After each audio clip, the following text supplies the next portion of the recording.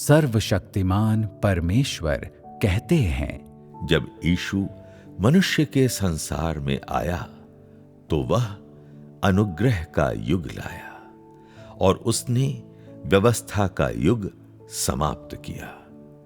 अंत के दिनों के दौरान परमेश्वर एक बार फिर देहधारी बन गया और इस बार जब उसने देह धारण किया तो उसने अनुग्रह का युग समाप्त किया और परमेश्वर के राज्य का युग ले आया।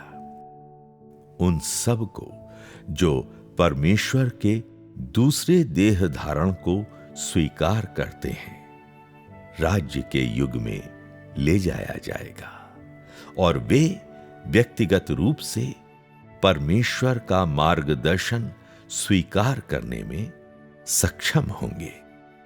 यद्यपि यीशु ने मनुष्यों के बीच अधिक कार्य किया है, उसने केवल समस्त मानव जाति के छुटकारे के कार्य को पूरा किया और वह मनुष्य की पाप बलि बना, मनुष्य को उसके भ्रष्ट स्वभाव से छुटकारा नहीं दिलाया। शैतान के प्रभाव से मनुष्य को पूरी तरह बचाने के लिए यीशु को न केवल पाप बलि के रूप में मनुष्यों के पापों को लेना आवश्यक था, बल्कि मनुष्य को उसके भ्रष्ट स्वभाव से पूरी तरह मुक्त करने के लिए परमेश्वर को और भी बड़े कार्य करने की आवश्यकता थी, जिसे शैतान द्वारा भ्रष्ट कर दिया गया था। और इसलिए मनुष्य को उसके पापों के लिए क्षमा कर दिए जाने के बाद एक नए युग में मनुष्य की अगुवाई करने के लिए परमेश्वर वापस देह में लौटा और उसने ताड़ना एवं न्याय के कार्य को आरंभ किया और इस कार्य ने मनुष्य को एक उच्चतर क्षेत्र में पहुंचा दिया। वे सब जो परमेश्वर के प्रभुत्व के अधीन समर्पण करेंगे, उच्चतर सत्य का आनंद लेंगे और अधिक बड़ी आशीषें प्राप्त करेंगे। वे वास्तव में ज्योति में निवास करेंगे और सत्य, मार्ग और जीवन को प्राप्त करेंगे। आमीन। परमेश्वर के वचन बहुत स्पष्ट हैं। प्रभु यीशु ने छुटकारे का काम किया। उसने इंसान के पापों को क्षमा किया, पर पापी प्रकृति से छुटकारा नहीं दिलाया। अंत के दिनों में प्रभु का आना जरूरी है, हमारे न्याय और शुद्धिकरण के लिए, हमें सत्य प्रदान करने और पापी प्रकृति का समाधान करने के लिए, ताकि हम पाप के बंधनों को तोड़ सकें, परमेश्वर का विरोध नहीं करें, उसकी आज्ञा और उसका भय माने। परमेश्वर के राज्य में प्रवेश का यही एक रास्ता है। सही है। पहले मैं परमेश्वर के कार्य को नहीं समझती थी। सोचती थी प्रभु ने हमारे पापों को माफ कर दिया है, इसलिए हम स्वर्ग में प्रवेश कर सकते हैं। आस्था रखने के बाद भी मैं पाप करती जा रही थी, प्रभु के वचनों का अभ्यास नहीं कर रही थी। परमेश्वर पवित्र है और अपवित्र इंसान उसे नहीं देख सकता। तो क्या मुझे ऐसी पाप करने वाली इंसान को प्रभु के आने पर परमेश्वर के राज्य में आरोहित किया जाएगा? मैं घबराई हुई थी, मुझे कुछ भी समझ नहीं आ रहा था।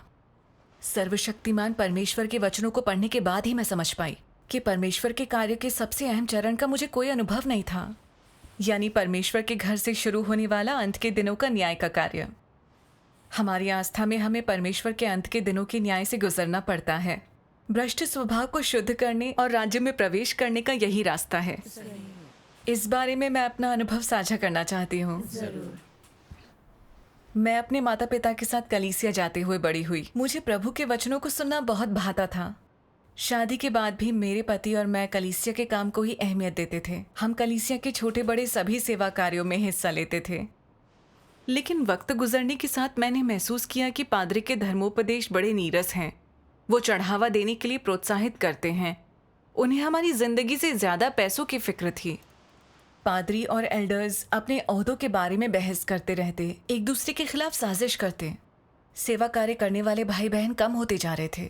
वो आते भी तो गपशप करते, देश सुख की बातें करते, धर्मोपदेश के दौरान सो जाते। मैं खुद भी प्रभु के मार्गदर्शन का अनुभव नहीं कर पाती थी। सेवा कार्यों में भाग लेना थकाऊ होने लगा था। मैं प्रभु के वचनों का अभ्यास न करके पाप करके कबूल करने की स्थिति में जी रही थी। जब मेरे पति काम से घर वापस आते तो बस ऑनलाइन गेम खेलने में डूब जाते। मैं उन्हें फटकारे बिना नहीं रह पाती। ऊंची आवाज में इधर उधर के काम करने का हुक्म देती। जब वो नहीं सुनते तो मुझे और ज्यादा गुस्सा आ जाता। उनका कोई काम धीरे धीरे करना भी मेरी बर्दाश्त से बाहर होता। निकम्मेपन से काम करने पर मैं उनकी आलोचना करती। वो भी हर वक्त मेरी आलोचना करते और कहते, तुम विश्वासी बनने के इतने साल बाद भी बिल्कुल नहीं बदली हो। मैं दोषी महसूस करती और प्रभु यीशु के वचनों के बारे में सोचती। तू क्यों अपने भाई के आंख के तिनके को देखता है और अपनी आंख का लट्ठा तुझे नहीं सूझता? जब तेरी ही आंख में लट्ठा है तो तू अपने भाई से कैसे कह सकता है, ला मैं तेरी आंख का तिनका निकाल दूं? प्रभु ने हमें सिखाया कि हमें दूसरों की कमियां नहीं देखनी चाहिए, बल्कि अपनी खुद की खामियों को जांचना चाहिए। लेकिन जब मेरे पति मेरी नापसंद की चीज करते तो मैं अपना आपा खो बैठती और उनसे बेहद लड़ने झगड़ने लगती। हमारा रिश्ता खराब होता जा रहा था और मैं बहुत ज्यादा दुखी थी। परमेश्वर ने कहा, पवित्र बने रहो, क्योंकि मैं पवित्र हूं। कोई भी अपवित्र इंसान प्रभु को नहीं देख सकता। लेकिन मैं प्रभु की शिक्षा और वचनों का अभ्यास नहीं कर पा रही थी। मैं पाप के बंधनों से निकल ही नहीं पा रही थी। मुझ जैसे कोई इंसान स्वर्ग के राज्य में कैसे प्रवेश कर सकेगी? ये विचार मुझे बेचैन कर देता था। एक बार सेवा कार्य के बाद मैंने पादरी से अपनी उलझन के बारे में पूछा। उन्होंने कहा, फिक्र मत करो, भले ही हम अक्सर पाप करते हैं, प्रभु यीशु ने हमारे सभी पापों को माफ कर दिया है। अगर हम प्रभु से प्रार्थना करते रहे, कबूल करते रहे, तो जब वो आएगा हमें स्वर्ग के राज्य में ले जाएगा। उनकी उन बातों से मेरी उलझन नहीं सुलझी। बाइबल में कहा गया है, सबसे मेल मिलाप रखो और उस पवित्रता के खोजी हो जिसके बिना कोई प्रभु को कदापि ना देखेगा। क्योंकि सच्चाई को पहचानने के बाद भी अगर हम पाप करते रहें तो पापों के लिए फिर कोई बलिदान बाकी नहीं। ये स्पष्ट लिखा हुआ है कि यदि हम प्रभु के वचनों का अभ्यास नहीं करते तो पापों के लिए और बलिदान नहीं होंगे। तो जो लोग निरंतर पाप करते हैं, क्या वे सचमुच स्वर्ग में आरोहित हो पाएंगे? मुझे नहीं मालूम था कि पाप करना कैसे बंद करूं, इसलिए मैंने प्रभु की सिखाई हुई सहनशीलता और क्षमा पर कड़ी मेहनत की, मगर मैं इसे अभ्यास में ला ही नहीं सकी। दुखी होकर मैं फिर से पादरी के पास गई।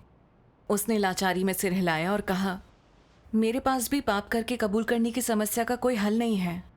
पौलुस ने भी कहा है, इच्छा तो मुझ में है परंतु भले काम मुझसे बन नहीं पड़ते। क्योंकि जिस अच्छे काम की मैं इच्छा करता हूँ वो तो नहीं करता, परंतु जिस बुराई की इच्छा नहीं करता वही करता हूँ। हम पाप किए बिना नहीं रह सकते, इसलिए प्रभु के सामने बस और ज्यादा प्रायश्चित करो और कबूल करो। मैं तुम्हारे लिए प्रार्थना करूंगा। पादरी से सुनकर मुझे बहुत ही ज्यादा निराशा हुई। दुखी होकर मैंने प्रभु से प्रार्थना की, हे प्रभु, मैं पाप नहीं करना चाहती, मगर मैं बहुत लाचार हूँ। मेरे लिए पाप में जीना दर्दनाक है, पर इससे निकलने का कोई भी तरीका मुझे नहीं मालूम। डर है कि अगर ऐसा ही चलता रहा तो तुम मुझे त्याग दोगे। हे प्रभु, मुझे बचा लो। जहाँ इंसान की नहीं चलती वहाँ परमेश्वर अपना काम करता है। मई 2018 में एक दिन बहन सूजन से मेरी ऑनलाइन मुलाकात हुई। हमने बहुत देर तक बाइबल के बारे में संगति की। उसकी अंतर्दृष्टि बहुत अनूठी थी और संगति वाकई प्रबोधन देने वाली थी। इसलिए मैंने खोज की दृष्टि से अपनी उलझनें उसके साथ साझा की। मैंने कहा, मैंने कई सालों से प्रभु में विश्वास किया है, पर मुझसे सहनशीलता का अभ्यास नहीं हो पाता। मैं पाप करती रहती हूँ।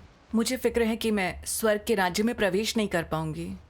पादरी कहते हैं कि प्रभु यीशु ने हमारे सभी पापों को क्षमा कर दिया है।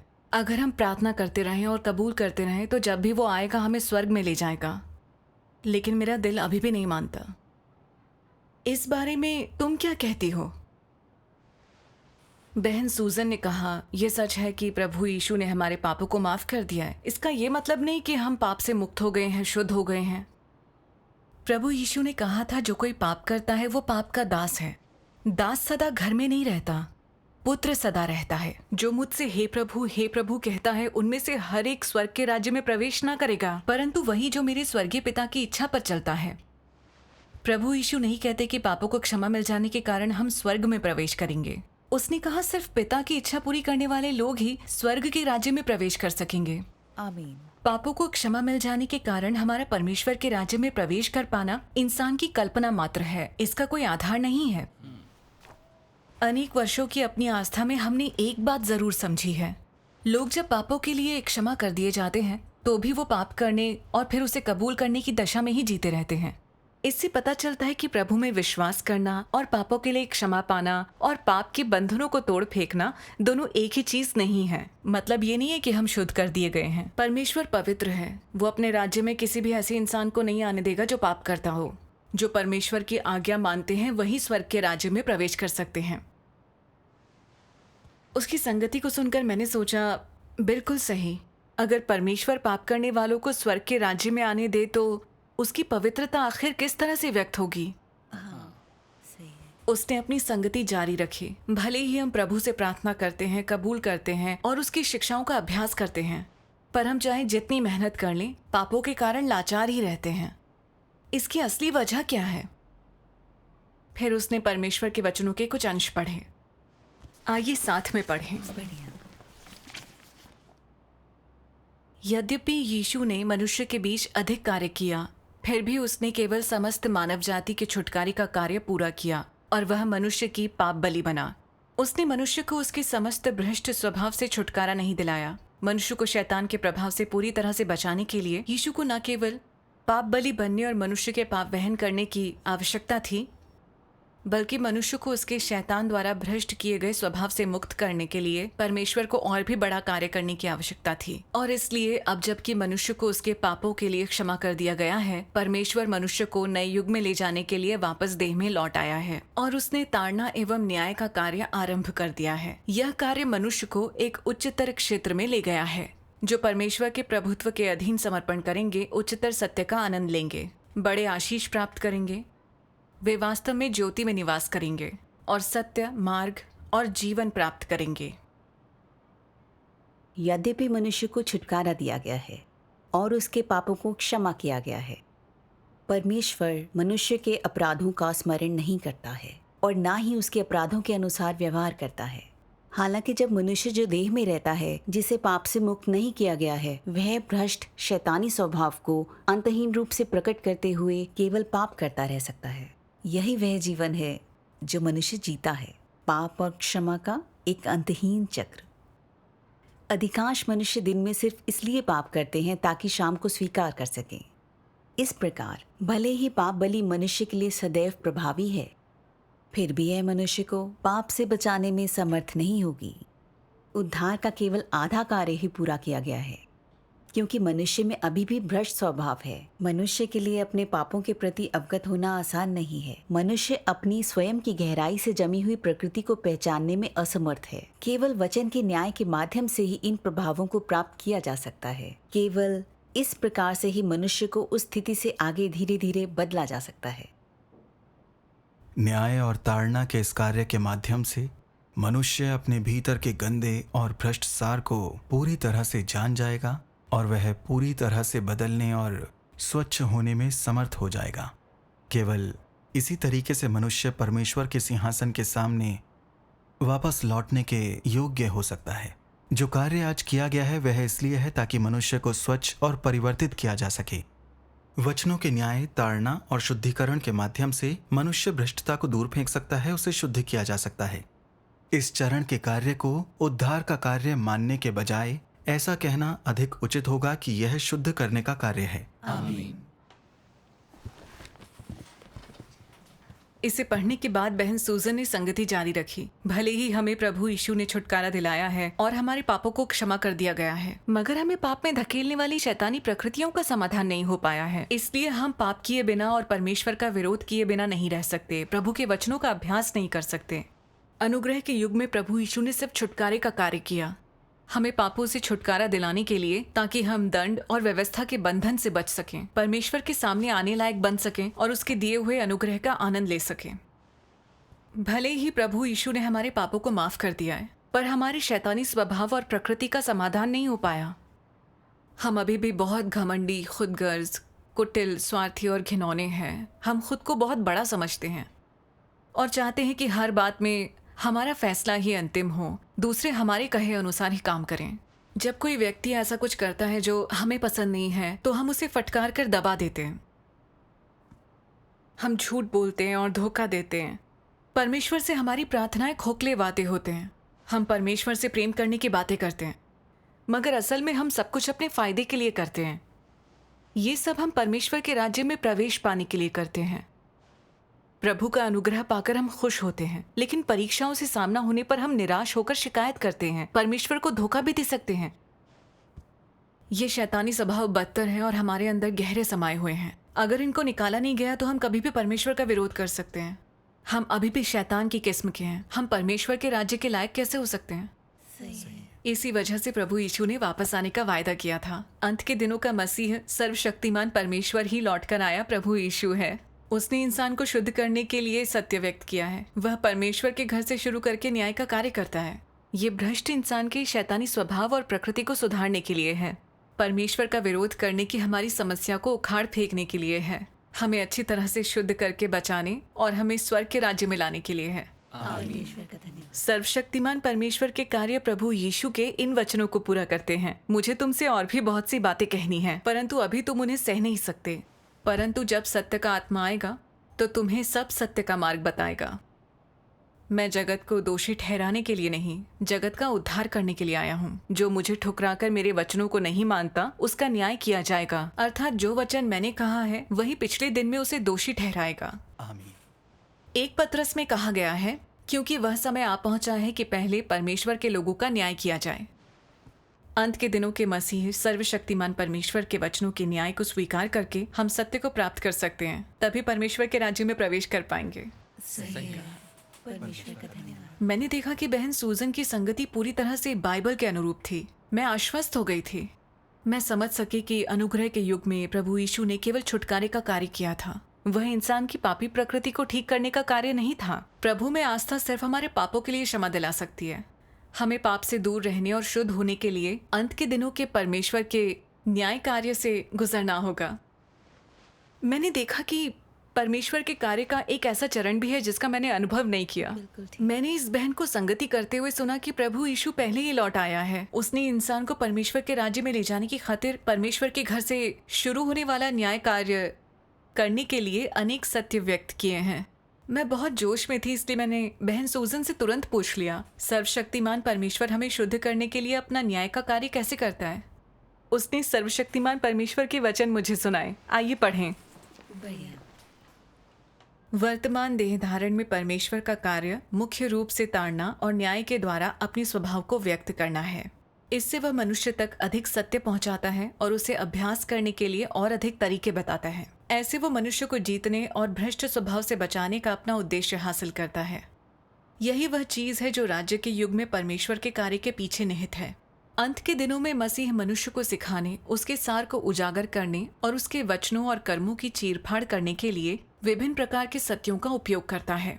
इन वचनों में विभिन्न सत्यों का समावेश है, जैसे कि मनुष्य का कर्तव्य, मनुष्य को परमेश्वर का आज्ञा पालन किस प्रकार करना चाहिए और उसे किस प्रकार परमेश्वर के प्रति निष्ठावान होना चाहिए, किस प्रकार सामान्य मनुष्यता का जीवन जीना चाहिए, साथ ही परमेश्वर की बुद्धिमत्ता और उसका स्वभाव इत्यादि।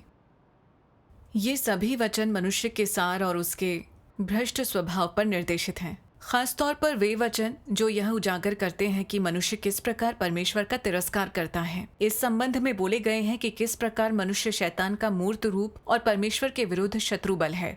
अपने न्याय का कार्य करने में परमेश्वर केवल कुछ वचनों के माध्यम से मनुष्य की प्रकृति को स्पष्ट नहीं करता, बल्कि वह लंबे समय तक उसे उजागर करता है और उसकी काट छांट करता है। उजागर करने, निपटने और काट छांट करने की इन विधियों को साधारण वचनों से नहीं, बल्कि उस सत्य से प्रतिस्थापित किया जा सकता है जिसका मनुष्य में सर्वथा अभाव है। केवल इस तरह की विधियां ही न्याय कही जा सकती हैं। केवल इस तरह के न्याय द्वारा ही मनुष्य को परमेश्वर के प्रति समर्पण के लिए पूरी तरह से आश्वस्त किया जा सकता है और मनुष्य परमेश्वर का सच्चा ज्ञान भी प्राप्त कर सकता है। न्याय का कार्य मनुष्य में परमेश्वर के असली चेहरे की समझ पैदा करता है और उसकी विद्रोहशीलता का सत्य उसके सामने लाता है। न्याय का कार्य मनुष्य को परमेश्वर की इच्छा, परमेश्वर के कार्य के उद्देश्य और उन रहस्यों की अधिक समझ प्राप्त कराता है जो उसकी समझ से परे हैं। ये मनुष्य को अपने भ्रष्ट सार तथा अपनी भ्रष्टता की जड़ों को जानने, पहचानने और साथ ही अपनी कुरूपता को खोजने का अवसर देता है। ये सभी परिणाम न्याय के कार्य द्वारा लाए जाते हैं, क्योंकि इस कार्य का सार वास्तव में उन सभी के लिए परमेश्वर के सत्य मार्ग और जीवन का मार्ग प्रशस्त करने का कार्य है, जिनका उस पर अटूट विश्वास है। और ये कार्य परमेश्वर के द्वारा किया जाने वाला न्याय का कार्य है। फिर बहन सूजन ने अपनी संगति को जारी रखा। अंत के दिनों में सर्वशक्तिमान परमेश्वर न्याय का कार्य करने के लिए सत्य व्यक्त करता है। उसने इंसान को शुद्ध करने के लिए पूरा सत्य व्यक्त किया है और परमेश्वर के प्रबंधन कार्य के रहस्य को प्रकट किया है। शैतान द्वारा इंसान को भ्रष्ट किए जाने की सार को प्रकाशित किया है। परमेश्वर विरोधी हमारी शैतानी प्रकृति का विश्लेषण किया है। ये बताया है कि हमारी प्रकृति में किस प्रकार का शैतानी स्वभाव है और इस स्वभाव से किस प्रकार की भ्रष्ट दशा और सोच पैदा होती है और इन चीजों को कैसे ठीक किया जाए। परमेश्वर के प्रति समर्पण क्या होता है, परमेश्वर के प्रति सच्चा प्रेम क्या होता है, ईमानदार इंसान कैसे बने। परमेश्वर के वचन इन सब सवालों के साथ सत्य के हर पहलू को स्पष्ट करते हैं और हमें उद्धार का रास्ता दिखाते हैं। ये इंसान के सामने परमेश्वर का पवित्र, धार्मिक, अपमानित ना हो सकने वाला स्वभाव प्रकट करते हैं। परमेश्वर के वचनों के न्याय और ताड़ना से गुजरकर हम सत्य को समझ सकते हैं और साथ ही शैतान द्वारा हमें भ्रष्ट किए जाने के सार को भी समझ सकते हैं। तब पता चलता है कि शैतान ने हमें कितना भ्रष्ट कर दिया है। परमेश्वर के सामने प्रायश्चित कर सकते हैं और सत्य का अभ्यास कर सकते हैं। हमारे भ्रष्ट स्वभाव को शुद्ध कर बदला जा सकता है। परमेश्वर के लिए आज्ञाकारिता हासिल करने से परमेश्वर का विरोध करना कम होता जाएगा। सही है। बहन सूजन ने अपना अनुभव मेरे साथ बांटा। बताया कि वो हमेशा दूसरों से खुद को ज्यादा काबिल मानती थी, लोगों से अपनी बातें मनवाती थी। जो कोई उसका साथ नहीं देता था उसे अलग कर भला बुरा कहती थी। उसकी इन हरकतों से सभी का दिल दुखता था। परमेश्वर के वचनों के न्याय और प्रकाशन से उसने महसूस किया कि वो मैं ही सबसे ऊपर हूँ, दुनिया मेरे इशारों पर चलती है वाली शैतानी व्यवस्था के अनुसार जी रही है। वो किसी के आगे ना झुकने वाली इंसान थी। वो चाहती थी कि दूसरे हमेशा उसका कहा माने और उसके विचारों पर चलें। परमेश्वर का आदर नहीं करती थी, पूरी तरह से अविवेकी थी। इससे परमेश्वर और लोगों को घृणा हुई। वो चाहती थी कि दूसरे लोग हमेशा उसकी बातें सुने। ये एक शैतानी स्वभाव है। शैतान अहंकारी और दंभी होता है, हमेशा परमेश्वर के साथ बराबरी चाहता है, लोगों पर नियंत्रण चाहता है लोग उसका आदर करें, इसलिए वो परमेश्वर द्वारा अभिशप्त होता है। हाँ। समस्या की प्रकृति और परिणामों को समझने के बाद उसे डर लगा और उसने सत्य का अभ्यास करना शुरू कर दिया। दूसरों से संवाद में वो ज्यादा विनम्र हो गई और उसने लोगों को नीची नजरों से देखना छोड़ दिया। परमेश्वर का धन्यवाद। जब दूसरे लोग सही होते तो वो अक्सर उन्हें स्वीकार कर लेती। वो लोगों के साथ मिलजुल कर रहने लगी। परमेश्वर का धन्यवाद। सर्वशक्तिमान परमेश्वर के वचनों को सुनकर मेरे दिल में उजियारा छा गया। परमेश्वर हमारे भ्रष्ट स्वभाव के साथ न्याय कर उसे शुद्ध करने के लिए वचन बोल रहा है। परमेश्वर का ये कार्य बहुत व्यवहारिक है। परमेश्वर का धन्यवाद। मैं बरसों से विश्वासी रही हूँ, लेकिन पाप के बंधनों से छूट नहीं सकी। पर आखिरकार मुझे रास्ता मिल ही गया। परमेश्वर का धन्यवाद।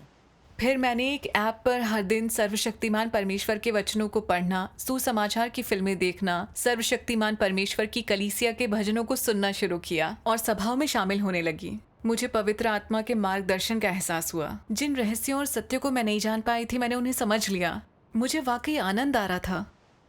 मेरा दिल जानता था कि सर्वशक्तिमान परमेश्वर ही लौट कर आया प्रभु यीशु है। आमीन। परमेश्वर का धन्यवाद। फिर मैंने सर्वशक्तिमान परमेश्वर के और भी वचनों को पढ़ा और अपने अहंकारी स्वभाव के बारे में और समझ हासिल की।